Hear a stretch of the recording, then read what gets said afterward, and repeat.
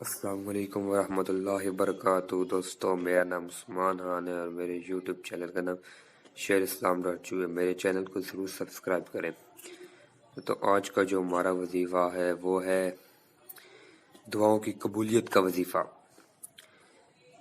آیت کریمہ لا الہ الا انت سبحانک انی کنت من الظالمین خود دعاؤں کی قبولیت کا وظیفہ ہے۔ ان الفاظ کے ساتھ دعاؤں کا قبول ہونا حدیث سے ثابت ہے۔ رسول اکرم صلی اللہ علیہ وسلم نے ارشاد فرمایا کہ یعنی یوسف علیہ السلام کی وہ دعا جو انہوں نے مچھلی کے پیٹ کے اندر مانگی تھی، یعنی لا الہ الا انت سبحانک انی کنت من الظالمین۔ جو مسلمان اپنے کسی بھی مقصد کے لیے ان کلمات کے ساتھ دعا کرے گا، اللہ تعالیٰ اس کی دعا قبول فرمائیں گے انشاءاللہ۔ تو یہی وظیفہ تھا آپ کے لیے۔ اس ویڈیو کو جتنا ہو سکے پھیلا دیں، شیئر کریں۔